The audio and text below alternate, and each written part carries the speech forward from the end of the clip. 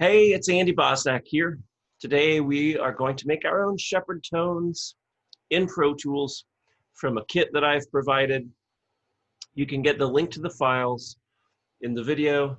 You can click on the link to get the files in the video description below. This is going to be cool. These Shepard tones are like what you've heard in Pink Floyd Echoes, Christopher Nolan movies like the Batman movies, and Dunkirk, and other music and film sound effects. So here we go. We are working in Pro Tools. That's my workstation of choice. You could take the audio files and work in any DAW of your choice. So let's start up Pro Tools and get going. All right, I do 4-note Shepard tones in 4 tracks. We have a low track, we have a low mid track, we have a high mid track, and we have a high track. You'll see I have 2 tones in here already. The low mid and high mid, these are the foundation of our 4-track Shepard tone. These 2 sounds stay at an even, consistent volume throughout. So let's hear what we have. High mids and low mids.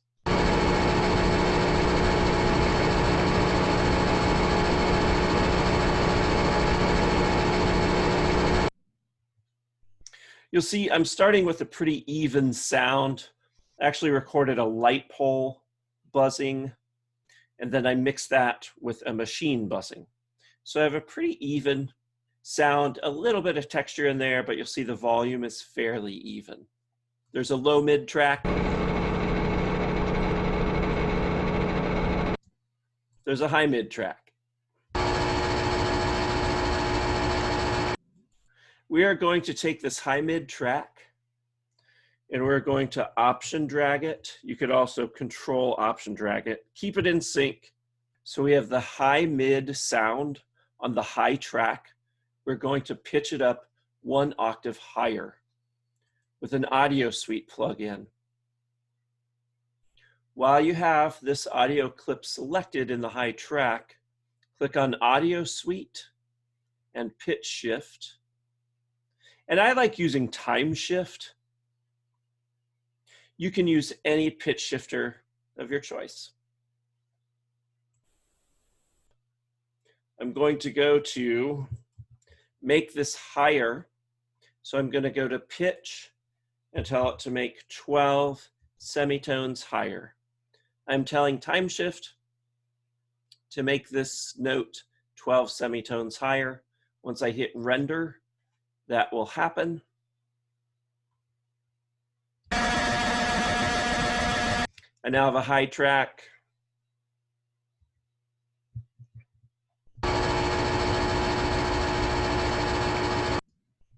My high mid track will go to the next one down. Here's our low mid note.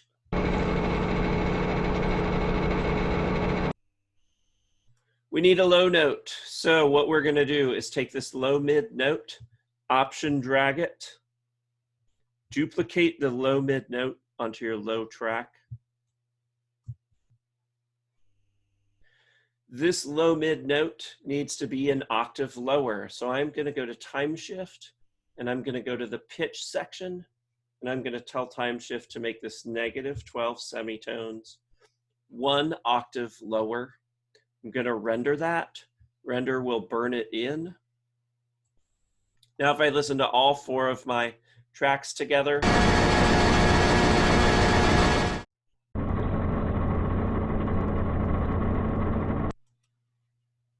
okay, so we have 4 good tones. Like I said, high mid and low mid will stay the same volume. They are foundations. The low track is going to come out of nowhere, ultra low, and fade up and up until it gets into the low mid. So we need to automate the volume on the low track. And what we're going to do is keep the end of this clip right at unity gain for the volume. The beginning of the clip we will bring the volume to -infinity, where we can't hear it at all. So our low track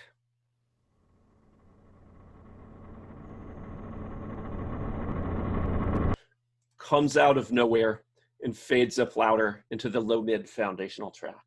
Our high-mid track is going to stay even. We don't need to manipulate that now. The high-mid track will rise up later into this high track. The high track will rise up into nothing. So the high track needs to disappear in volume, which means we need to automate the volume on our high track. We're going to keep the volume at unity gain at the beginning of the clip. At the end of the clip, we are going to bring the volume all the way down to nothing.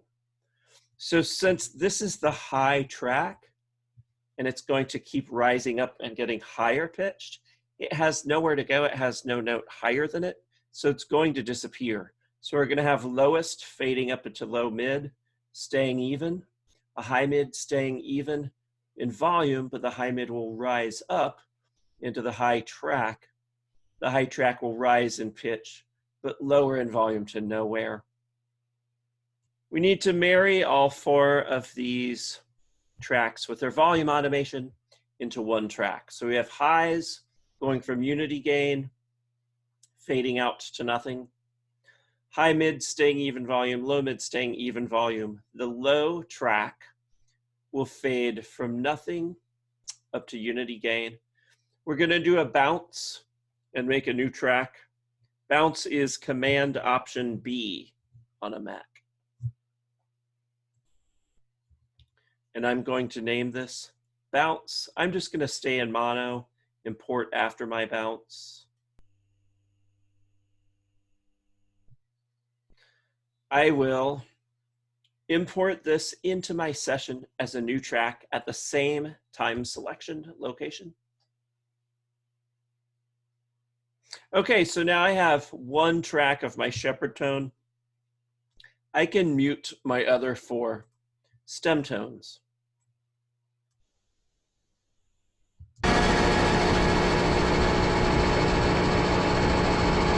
All right, we have one good track now. We need to do the pitch shift. So what I'm going to do is I'm going to bus out my single track Shepard tone. We need to do the rise through an automated pitch shifter. So I'm going to bus this out, just choose a random bus. I have a mono track. I'm going to send this out bus 21. I'm now sending my monotonous track out bus 21 to this pitch shifter, which has an input of bus 21. I'm using Sound Shifter Pro.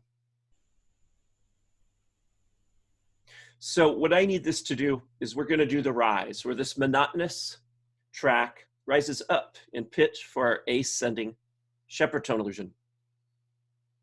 This trick that other people might not tell you is you need to have the beginning of your Shepard tone to be -1 semitone, and then you're going to go up 12 semitones. You need to be 1 octave higher at the end. So you can see I have 12 semitones here. So if we listen to this, we should hear the rise. And this is going to start getting a lot more dramatic now. It's going to be a little more fun for you.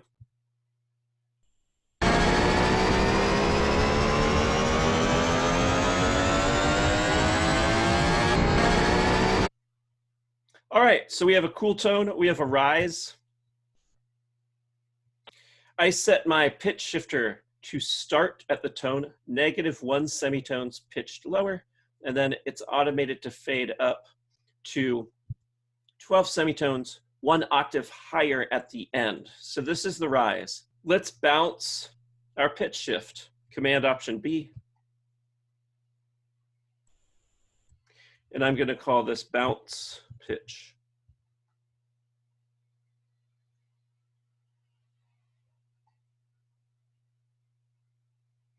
I'm going to import this as a new track at the location that I have selected.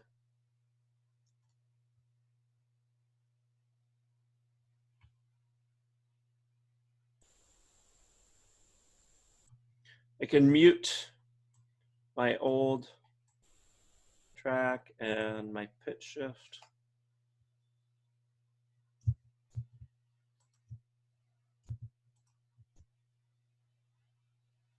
And let's listen to what we have.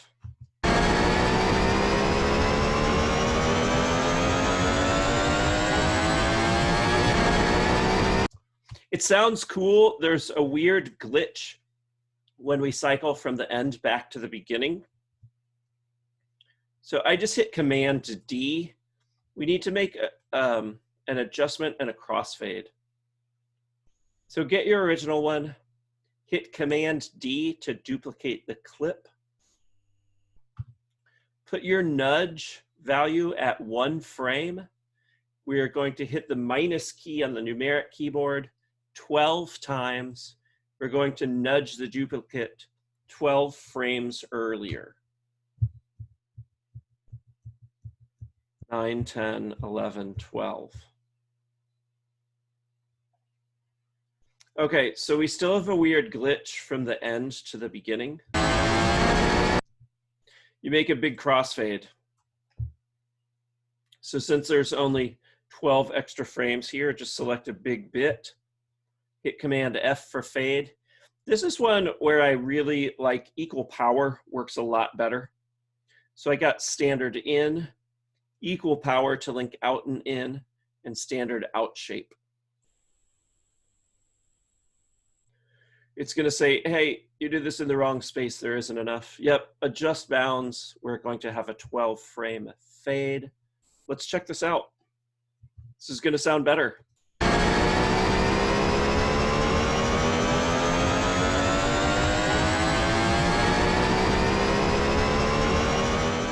Okay, it's not perfect, but you now have a Shepard tone.